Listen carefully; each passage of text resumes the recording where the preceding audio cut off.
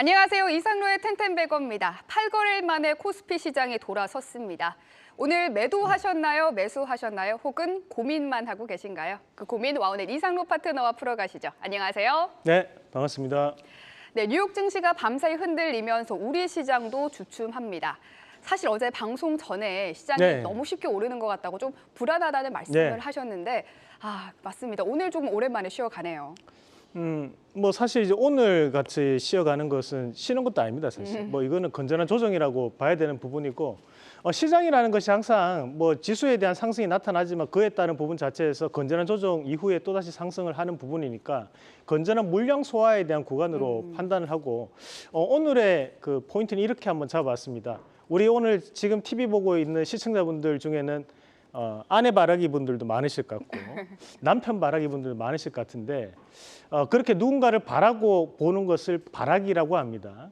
오늘은 미바라기 시장 뭐 이렇게 한번 잡아봤습니다. 미국만을 바라보면서 미국에 호재가 있으면 와 올라갔다가 미국에 악재가 터져버리면 하고 또다시 시장이 잠잠해지는 이런 모습이 많이 나타나는 시장입니다. 그만큼 미국에 대한 의존도가 대단히 높아질 수밖에 없는 시장의 분위기라고 봐야 되겠습니다. 과거 같았으면 미국과 중국에 대한 부분이 50대 50이었다면 최근에 중국에 대한 의존도가 상당히 낮아졌기 때문에 미국에 대한 의존도가 높아질 수밖에 없는 그런 상황이라고 볼 수 있겠습니다. 그에 따른 부분 자체에서 우리가 첫 번째 한번 봐야 되는 것이 전일 미국 증시에서도 백신주들이 상당히 들썩거리는 모습들이 나타났습니다.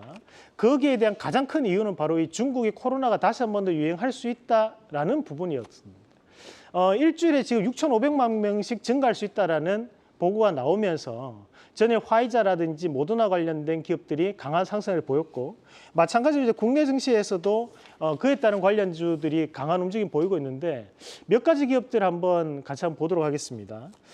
우선 이제 메가이CS, 우리가 이제 메가이CS 같은 경우에는 제세동기라고 해서 우리가 이제 그 군대 갔다 오신 분들이 이제 방독면 이런 것들이 이제 지하철역에 있는 것을 많이 보셨을 건데 그 방독면이라든지 또는 제세동기 뭐 심장에 붙이고 난 다음에 응급 구조를 할 때 쓰는 부분 그 관련된 기업이라고 보시면 됩니다. 그래서 이런 메가이CS가 지금 바닥권역에서 지금 강하게 튀어오르는 모습인데 이걸로 인해서 바닥을 잡았다라고 좀 봐야 될 것 같고 우리가 이런 코로나라고 얘기했을 때 가장 먼저 떠오르는 기업이 있습니다. 바로 시젠과 EDGC 같은 기업들인데 시젠은 아직까지 큰 움직임은 없는데요.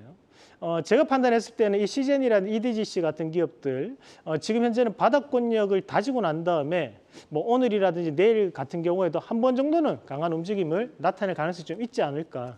결국에는 이제 일주일에 6,500만 명씩 중국에서 증가할 수 있다는 것은 다음 주에도 그런 움직임들이 나타날 수 있다는 거니까 지금 이런 우리가 이제 진단키트 관련주들도 바닥을 잡는 그런 모습이라고 판단을 해봐야 될 것 같고요. 우리가 이제 신속 진단키트 안에서는 SD 바이오센서라든지 바이오노트 관련된 기업들이 오늘도 신저가를 좀 찍는 모습들이었습니다. 그러니까 이런 신저가 이후에 지금은 기술적 반등이 강하게 올라오는 섹터군들이 많습니다. 지금은 이제 바이오노트라든지 또는 SD 바이오센서 같은 기업들도 한번 눈여겨볼 필요가 있다는 말씀도 함께 드리겠습니다. 네, 끝난 줄 알았던 코로나가 다시 한번 부각되는 시장입니다. 또 조선주도 오늘 강세죠. 네, 조선주는 정말 오랜만에 강세를 보이는데 정말 이 시장에서 지금 내년에 완전 자율주행이 가능한 우리가 운송선을 만들겠다라는 자율선박을 만들겠다라는 이슈로 지금 반등이 나타나고 있는 그런 과정들이고 우리가 뭐 7월 달, 8월 달이 아닙니다. 내년입니다. 내년에 자율주행이 가능한 선박을 만들겠다는 이슈로 오늘 지금 반등이 강하게 나타나고 있는데 이렇게 이제 다르게 한번 해석해 보면 그럼 내년 전까지는 이 정도 좋은 이슈 말고는 없는 건가라는 또 생각을 하게 만드는 그런 이슈라고 봅니다. 일단 오늘 시장 자체에서는 이런 조선주라든지 플랜트라든지 LNG 본행제 관련된 기업들이 모두 다 상승하는 그런 모습들이 나타나고 있고 거기에서 우리가 조금 눈여겨봐야 되는 것이 우선은 두 가지 기업 보실 텐데 하나가 이제 삼성-ENC라는 기업이 있습니다. 지금은 이제 사실 삼성-ENC가 시가총액이 상당히 낮아졌지만 이 삼성-ENC가 과거에 세월호 사건 때도 상당 부분 이슈가 좀 됐던 종목이기도 하고 삼성-ENC 같은 경우에 주가 그만큼 빠졌었기 때문에 지금 뭐 안에서 뭐 나침판 관련된 부분에 레이더 구축이라든지 이런 부분에 선박 관련된 일들을 담당하는 기업이기 때문에 오늘에 대한 반등세가 가장 직접적인 영향을 미칠 수 있는 기업이라고 볼 수 있고 우리가 대형주 안에서 본다면 이제 삼성중공업이 오늘 의미 있는 돌파가 이루어진다고 보는데 주봉상에서에 대한 박스권 돌파가 이루어지고 있는 양상들이기 때문에 삼성중공업 같은 경우에는 꾸준하게 업황적인 부진이 이어졌었습니다. 대신에 이제 우리가 삼성중공업의 특별한 부분은 다른 여타의 기업들은 이제 LNG 운송선에 대한 비중이 높다고 판단할 수 있지만 삼성중공업 같은 경우는 특수선이라든지 쇄빙선 같은 이런 특별한 용도로 쓰는 선박을 많이 하고 있습니다. 그런 부분 자체를 감안했을 때 오늘에 대한 상승은 의미가 있다라는 부분으로 말씀을 드리도록 하겠습니다. 네. 근데 조선주가 지난해 연말에도 수주 잔고가 부각이 되면서 주목을 좀 받았는데 주가는 그렇게 시원하게 가진 않았던 것 같거든요. 이게 우리가 사실 수주 잔고에 대한 부분을 받는다고 해서 곧장 선박을 건조하는 것이 아닙니다. 이게 선박 건조와 수주 잔고에 대한 부분에 딜레이가 약 1년에서 1년 6개월 정도에 대한 딜레이가 생깁니다. 그리고 특별한 부분이 건설주들과 플랜트 조선주들은 우리가 이제 부채 비율이 높을 수밖에 없습니다. 왜냐하면 그렇죠. 먼저 돈을 땡겨 쓰고 난 다음에 나중에 이제 그 뭐랄까요 이제 B2C B 거래라면 B에 대한 부분에 다시 한 번 더 돈을 받아가지고 돈을 갚는 형태로 진행을 하게 됩니다. 건설주들도 마찬가지죠. 돈을 먼저 땡겨 쓰고 난 다음에 그 돈을 상환하는 부분으로 진행을 하다 보니까 우리가 수주 잔고가 는다고 해서 주가에 대한 변화가 나타나는 것은 아니라는 부분도 참고를 하실 필요가 있을 것 같습니다.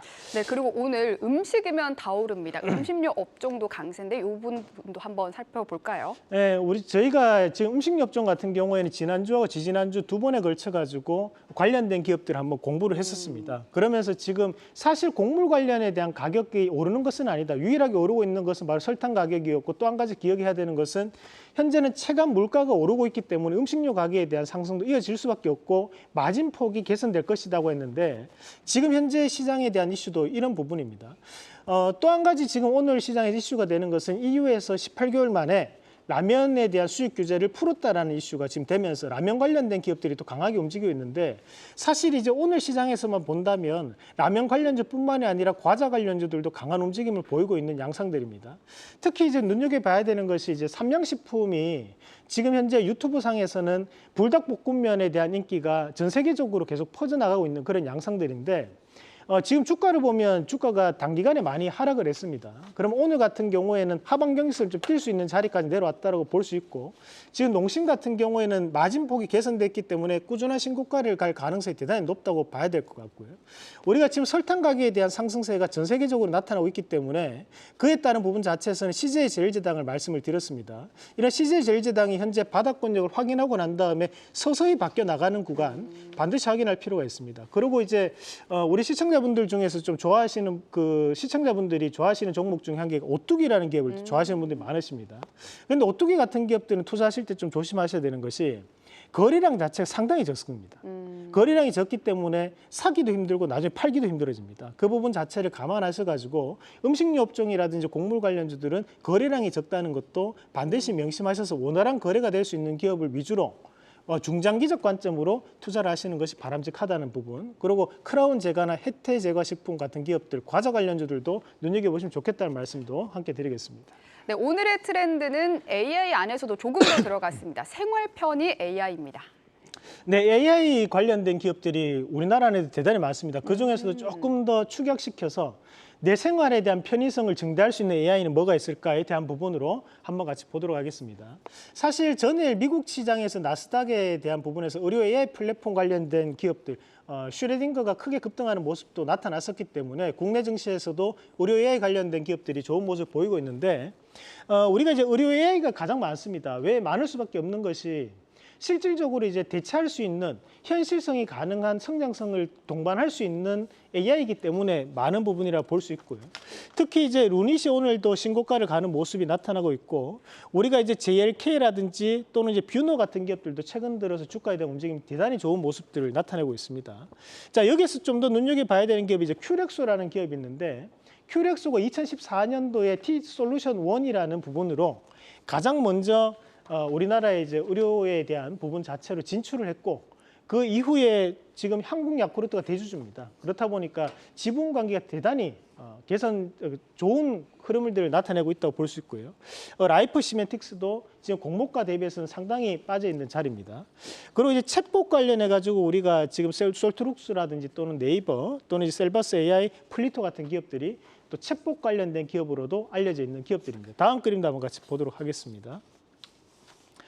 자, 교통 관련주인데 교통이라는 것은 이제 CCTV에 대한 교통량을 분석을 해서 그것을 이제 AI에 대한 딥러닝으로 교통에 대한 관제를 담당한다고 보시면 되는데요. 두 가지 기업이 유명합니다. 이노뎁이라는 기업이 있고, 그리고 밑에는 이제 S트래픽인데 이노뎁은 이제 서울시 관세청에서 일하는 기업이라 보시면 되고, S트래픽 같은 경우에는 우리가 이제 하이패스 고속도로에 달려 있죠. 그 하이패스를 직접적으로 설치하고 있는 기업이 이제 S트래픽이라고 보시면 됩니다. 자, 문서 관련한 부분 대단히 중요합니다. 별표 3개 놓습니다. 왜 중요하냐면 마이크로소프트하고 협업 관계를 지금 계속적인 얘기가 나오는 기업이 이스트소프트라고 보시면 되고요.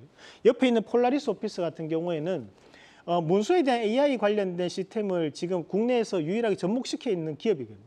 지금 해외에서도 지금 보면 마이크로소프트가 추진하고 있는 것이 문서를 자동적으로 AI가 만들 수 있도록 하겠다라는 이슈가 많이 되고 있는데, 국내에서 지금 집행하고 있는 기업 바로 이제 폴라리스 오피스 지금 클로즈 베타 끝나고 다음 달부터 오픈 베타가 들어갑니다. 그래서 그 부분도 참고를 꼭 하시길 바라겠습니다. 네, 오늘의 텐베거 원픽 공개해 주시죠. 뭐 많은 AI 기업들이 있습니다. 그 중에서도 뭐 방송용으로 우리가 조금 더 안전하게 본다는 관점으로 오늘 이제 네이버 말씀을 좀 드리겠는데, 평소와는 조금 다른 결의 종목이네요. 뭐 지금 오늘 네이버 같은 경우는 지금 자리 정도는 저는 충분히 가능성이 있다고 보고, 대신에 중장기로 보신다면 손해 안 볼 수 있는 기업을 한번 골라봤습니다. 네이버가 지금 7월 달에 우리가 이제 하이퍼클로바 기반으로 해서 서치 GPT를 출시를 할 예정입니다. 사실 이제 우리가 미국처럼 오픈 AI 정도에 대한 수준으로 가기는 대단히 힘들다고 봐야 되는 부분이고, 대신에 서치 GPT 같은 경우는 충분히 가능한 부분이라고 보고요.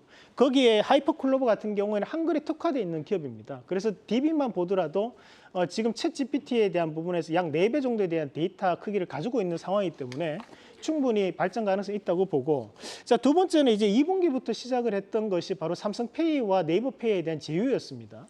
그래서 온라인 결제뿐만이 아니라 오프라인 결제에서 네이버페이를 이용한 결제가 많이 늘어나고 있는데, 그런 부분 자체는 네이버가 결국 이런 결제 시스템까지도 다시 한 번 더 본인에 대한 캐시카우로 끌어당기겠다는 강한 의지를 보고, 저는 2분기 실적에 대한 상당히 변곡점이 될 수 있다고 봅니다. 그래서 네이버 주가가 여기서 추가적인 하락은 좀 더 제한될 것이라고 보고, 1차적인 목표가는 30만 원. 손절가는 15만 원 잡았는데, 손절가 범위가 큽니다. 그만큼 분할 매수 관점으로 대응하신다면 충분히 성과를 보일 수 있는 자리라고 말씀드리겠습니다. 네, 오늘의 원픽은 네이버입니다. 지금까지 이상로의 텐텐베거였습니다. 오늘 말씀 감사합니다. 네.